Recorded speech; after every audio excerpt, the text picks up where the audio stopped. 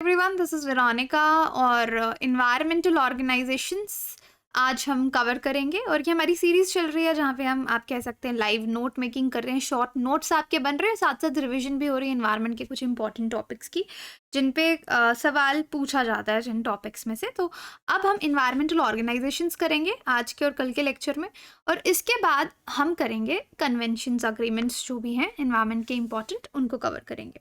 अब देखो, environmental organisations में ना आपके अलग अलग ऑर्गेनाइजेशंस हैं जो इन्वायरमेंट पे काम कर रही हैं, ग्लोबल लेवल पे हैं, नेशनल लेवल पे हैं। देयर आर मैनी, अगर हम करने लगेंगे तो ख़त्म नहीं होंगे। तो I have short listed few, जिसमें हम कुछ इंटरनेशनल एनजीओज, नेशनल एनजीओज पे बात करेंगे। इंटरनेशनल नेशनल एनजीओज के साथ साथ हम यहाँ पे पढ़ेंगे कुछ और इंटरनेशनल ऑर्गेनाइजेशंस के नाम, जिनके बारे में आपको थोड़ा थोड़ा इन्फॉर्मेशन उनके नाम के साथ दे दूंगी, तो आपको पता चल जाएगा। So let's start with NGOs. ठीक है, तो पहला हम टॉपिक लेंगे, आप इन्वायरमेंटल ऑर्गेनाइजेशंस हेडिंग दीजिए, फिर नेक्स्ट हेडिंग होगी आपकी एनजीओज। तो पहले हम इंटरनेशनल एनजीओज के बारे में बात करते हैं। ठीक है, so let's talk first international level पे आपके कौन से एनजीओज हैं, ठीक है, non government organisations. So first we will talk about, there is one called Earth Day Network. Okay, Earth Day Network. इनके नोट्स आप ले लेंगे तो आपको बहुत इजी रहेगा। तो जैसे जैसे मैं लिख रही हूँ आप मेरे साथ लिखिए, ताकि आपको एक्स्ट्रा क्लास ना लगे और यहीं पे आपका रिवीजन भी हो जाए, और इसके बारे में हम कुछ थोड़े से पॉइंट जो है वो लिख लेंगे। अब कोई भी एनजीओ होता है उसका कुछ ना कुछ मकसद होता है कि वो किस पे काम कर रहे हैं। तो ये यूजुअली इन्वायरमेंटल मूवमेंट, पूरी दुनिया में इन्वायरमेंटल अवेयरनेस के लिए काम कर रहे हैं। दे आर ट्राइंग टू, तीन चीज़ें, डाइवर्सिफाई, एजुकेट एंड एक्टिवेट। तो जागरूक कर रहे हैं, ये एक्टिवेट कर रहे हैं जितनी भी इन्वायरमेंटल मूवमेंट हैं पूरी दुनिया में। ठीक है, इन्वायरमेंट मूवमेंट वर्ल्ड वाइड। तो हम फ्लो चार्ट से यहाँ पे पढ़ रहे हैं। सो अब दूसरा इंपॉर्टेंट आता है कि कोई भी एनजीओ है उसका हेडक्वार्टर जो है वो कहाँ पे है। तो इसका हेडक्वार्टर यूएसए में है, वहाँ पे ही इसका रजिस्ट्रेशन जो है वो हुआ है, और काफ़ी सारे इवेंट्स ये करवाते रहते हैं। मोर देन 193 कंट्रीज जो हैं उनसे ये जुड़े हुए हैं, और वहाँ के लोग इस एनजीओ से जुड़े हुए हैं। आप लिख सकते हैं कि उनके साथ इनके कनेक्शंस हैं। They are part of this NGO, और this NGO is working in different countries. अब अर्थ डे नेटवर्क जो उसका नाम है, इन्होंने इंडिया में भी बहुत काम किया है। आप लिख सकते हैं सिग्निफिकेंट, क्योंकि हम इंडियन एग्जाम के लिए पढ़ रहे हैं, ऑफ कोर्स यूपीएससी के लिए। तो significance inroads across India, India में भी आपको दिखेगा कि इनका प्रेजेंस कहीं ना कहीं आपको मिलेगा। सो इनका अब एक, और इंडिया में अगर प्रेजेंस है तो किस से है, तो एक परमानेंट इंडियन प्रोग्राम है इनका, लिख लीजिए, permanent Indian programme. Permanent Indian programme जो है उसको ये बोलते हैं EDN, अर्थ डे नेटवर्क, ये इसी का शॉर्ट फॉर्म है, EDN इंडिया। और कहाँ से ये इसको ऑपरेट करते हैं, इसका लोकेशन EDN इंडिया का कहाँ है, कोलकाता में। ओके, सो ये इसके बारे में आप देखिए। नॉर्मल एक एनजीओ हमने देखा, अर्थ डे नेटवर्क, जो यूएसए में हेडक्वार्टर्ड है, इन्वायरमेंटल मूवमेंट वर्ल्ड वाइड को एक्टिवेट, एजुकेट और उसको डाइवर्सिफाई करने के लिए काम करता है। 193 कंट्रीज में इसका प्रेजेंस है, प्लस इंडिया में EDN इंडिया के नाम से ऑपरेट कर रहा है कोलकाता में। ओके ओके, तो अब हम नेक्स्ट इस तरह के एनजीओ पे चलते हैं। अगेन नेक्स्ट भी जिसकी हम बात कर रहे हैं वो भी इंटरनेशनल एनजीओ है, green peas. Okay, green peas साथ में लिखिएगा। This is the NGO, again non profit NGO है ये। इसका जो प्रेजेंस है वो है सिर्फ 40 कंट्रीज में। ओके, वो काफ़ी ज़्यादा उसका था प्रेजेंस, ये 40 कंट्रीज़ में है। अब इंडिया में जो इसके ऑपरेशंस हैं वो 4 ब्रॉड कैंपेन्स हैं। तो ऑफ कोर्स हम जिन एनजीओज़ की बात कर रहे हैं, हम कोशिश कर रहे हैं कि उनका इंडिया में कहाँ पे लिंक है उसको देखें। तो जब मैं इंडिया लिख रही हूँ तो आप समझ जाइए इसके इंडियन लिंक की हम बात कर रहे हैं। तो they are running 4 broad campaigns, ठीक है, 4 ब्रॉड कैंपेन्स ये चला रहे हैं। Number 1 is stop climate change.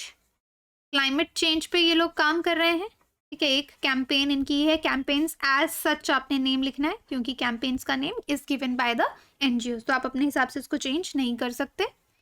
Number 2 is preserving the oceans, okay, preserving the oceans. Number 3 is sustainable agriculture.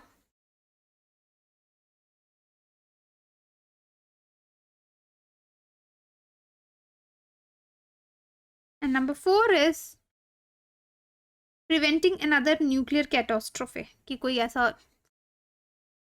Nuclear attack या न्यूक्लियर इवेंट अब नहीं होना चाहिए, उसके लिए भी ये वर्क कर रहे हैं। प्रिवेंटिंग another nuclear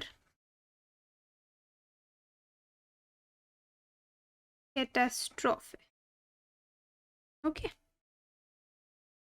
अब इनकी खास बात क्या है ग्रीन पीस की, कुछ इंपॉर्टेंट चीजें बता देती हूँ आपको यहाँ पे। इनकी खास बात यह है कि ये गवर्नमेंट से पैसा नहीं लेते, they do not accept money from governments, okay.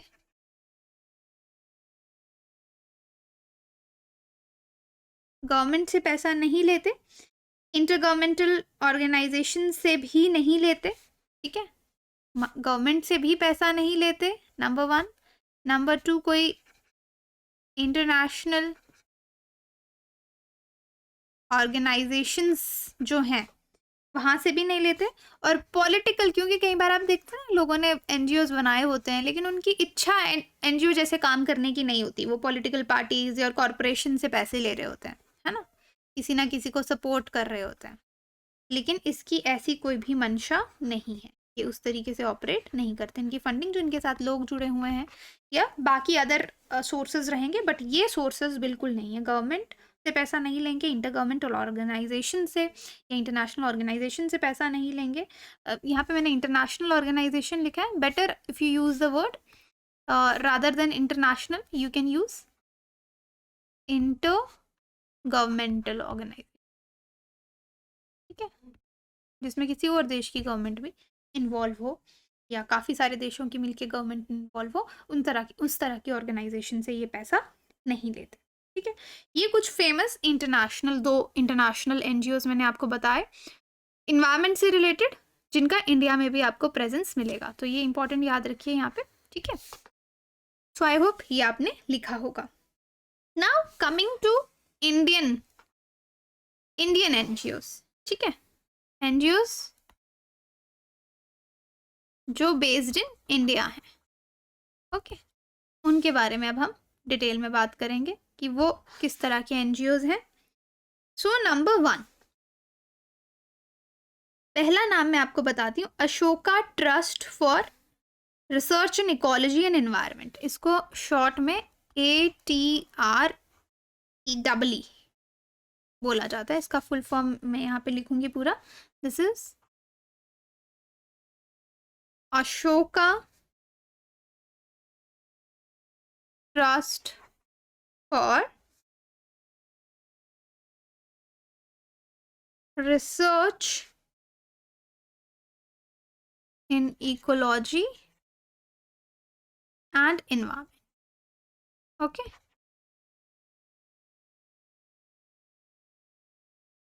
ठीक है, ये एक इंडियन या आप कह सकते हैं नेशनल हमारा एक एनजीओ है।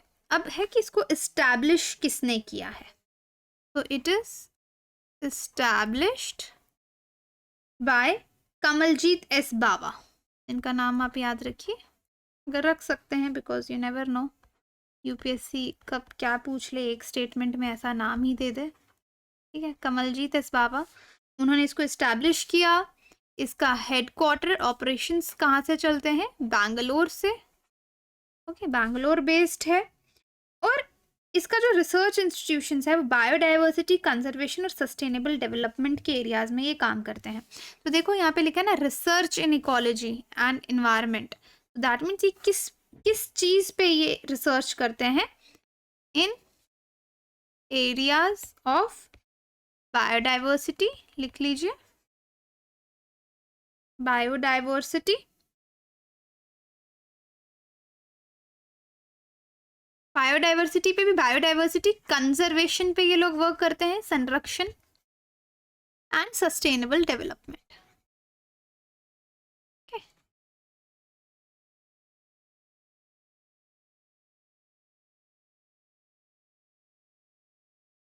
अब दिस इज द फील्ड जहां पे इनका रिसर्च एंड डेवलपमेंट वाला काम चलता है। फिर और ये किस चीज पे फोकस करते हैं? रिसर्च इस बायोडाइवर्सिटी, कंजर्वेशन, सस्टेनेबल डेवलपमेंट के साथ साथ अप्लाइड साइंस, प्रैक्टिकल जो साइंस की एप्लीकेशंस होती हैं उस पे भी इनका इंस्टीट्यूट जो है वो काम करता है, रिसर्च करता है, एजुकेशन और इन्फ्लुएंशियल पॉलिसी को इन्फ्लुएंस करने के लिए डेटा भी ये लोग लेके आते हैं। So this is a national NGO. तो आई होप दिस विल, ये दोनों चीज़ें आपके एक पेज पे नोट्स पे आ जाएगी। आई डोंट थिंक मैंने पूरा पूरा पेज ले रही हूँ लिखने के लिए, because this is a digital screen, but when you are writing on A4 sheet, तो I think you can write it down in just one A4 sheet में आपके ये 3 आ जाएंगे। That is why I am trying to help you to make very concise notes that you can revise later on. Okay, इसके साथ next NGO अगर आप देखेंगे, national NGO, that is Narmada बचाओ आंदोलन। ओके,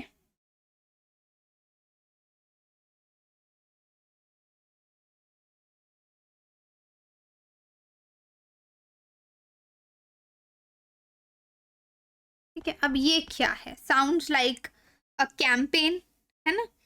तो every people practice hard to save Narmada river, ये एक तरह की मूवमेंट भी है। ठीक है, जस्ट लाइक जब ये लॉन्च हुई, इसको लॉन्च किया गया एज अ मूवमेंट, जहां पे लोग किसको सेव करना चाहते थे?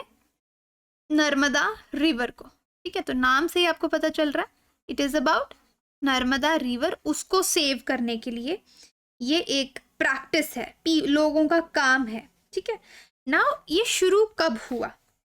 मूवमेंट शुरू हुई against development in 1980। Okay, they started it, लेकिन किसके खिलाफ? अगेंस्ट डेवलपमेंट, जो इन्वायरमेंट को नजरअंदाज करके डेवलपमेंट होती है। तो ये मूवमेंट आपकी शुरू हुई 1980। सो एनजीओ इसलिए कहा गया क्योंकि ये एक तरह की सोशल मूवमेंट है। आप इसको रादर देन ऑर्गेनाइजेशंस के ज़्यादा आप इसको एज अ मूवमेंट देखिए। ये एक सोशल मूवमेंट है जिसमें किस तरह के लोगों ने पार्टिसिपेट किया? बहुत सारे आदिवासी जो इससे इफेक्ट हो रहे थे, फार्मर्स, किसान, इन्वायरमेंटलिस्ट्स, जो लोग इन्वायरमेंट के लिए काम करते हैं वो लोग इन्वायरमेंटलिस्ट इससे जुड़े, plus human right activists. Okay, वो इससे जुड़े। अब ये मूवमेंट किस पर्टिकुलर प्रोजेक्ट के खिलाफ शुरू हुई, ये इंपॉर्टेंट है। दिस वाज अगेंस्ट, कोई भी मूवमेंट लॉन्च होती है तो किसी के खिलाफ लॉन्च होती है, तो दिस वाज अगेंस्ट, कोई बताएगा कमेंट सेक्शन में? This was against which dam? There is a dam in Gujarat.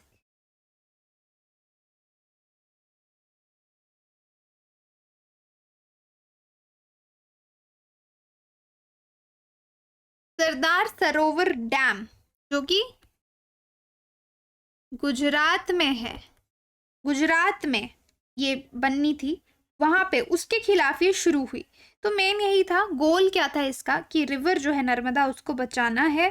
और जो फेमस पर्सनालिटीज इससे जुड़े हुए थे वो थे मेधा पाटकर,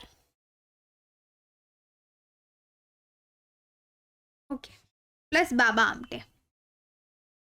इनके नाम आप याद रखिए जो इससे जुड़े हुए थे नर्मदा बचाओ आंदोलन। ठीक है, इसी तरह का एक मूवमेंट और था जिसके बारे में आप लिख सकते हैं, आपको मालूम होना चाहिए, सेव अरावली ट्रस्ट। ठीक है, सेव, नेक्स्ट पे पहुंच गए हम, सेव अरावली ट्रस्ट। ठीक है, अब इसका हेडक्वार्टर जो है वो कहाँ पे, फरीदाबाद हरियाणा। अरावली, मुझे कमेंट सेक्शन में बताइए ज्योग्राफी में कहाँ से कहाँ तक एक्सटेंड करती है, कि दिल्ली को राजस्थान से अलग करने के लिए यहाँ पे रेगिस्तान नहीं है, अरावली का इंपॉर्टेंट रोल है। अब डेजर्टिफिकेशन जो आप लेटेस्ट पढ़ रहे हैं, आप देख रहे हैं किस तरह से राजस्थान से इस तरफ डेजर्टिफिकेशन हो रही है, क्योंकि हम अरावली को उतना सेव नहीं कर पा रहे। ठीक है, तो ऑब्जेक्टिव क्या था, अरावली रेंज को ही बचाने की यहाँ पे बात हो रही है कि वहाँ पे पेड़ लगाएं, ए फॉरेस्ट्रेशन, ये इसके ऑब्जेक्टिव हैं, ए फॉरेस्ट्रेशन होना चाहिए, ओके। और वाइल्ड लाइफ जो है उसको बचाना है, कंजर्वेशन, वाइल्ड लाइफ केयर या कंजर्वेशन बोल लीजिए। ठीक है, कंजर्वेशन होना चाहिए, वाटर कंजर्वेशन, ये ऑब्जेक्टिव्स हैं इसके। उसके बाद लोगों में इन्वायरमेंट के प्रति अवेयरनेस, और वेस्ट बहुत लोग जो यहाँ पे इस एरिया में डंप करते हैं वो उसको मैनेज करना भी बहुत इंपॉर्टेंट है, वेस्ट मैनेजमेंट। तो अल्टीमेटली यही है कि अरावली को we have to make it green again, इसको ग्रीन बनाना है, हरा भरा रखना है। ठीक है, तो आज हमने ये कुछ डिस्कस किया। अब 2-3 और ऑर्गेनाइजेशंस और इसी तरह की चीज़ें हैं वो हम इंटरनेशनल ऑर्गेनाइजेशंस के साथ उनको कल नेक्स्ट लेक्चर में हम कंप्लीट कर देंगे। तो कुछ फ्यू हमने बात कर ली, और थर्ड लेक्चर जो इसके बाद आज से थर्ड होगा उसमें हम इन्वायरमेंटल कन्वेंशंस को करेंगे। ठीक है, तो I hope you are taking notes, making this small notes. इससे मैं आपके बहुत इंपॉर्टेंट प्रीलिम्स जब तक आएगा आपके बहुत स्ट्रॉन्ग नोट्स जो हैं वो तैयार हो जाएंगे। So keep following this series and share it with your friends also. Thank you so much.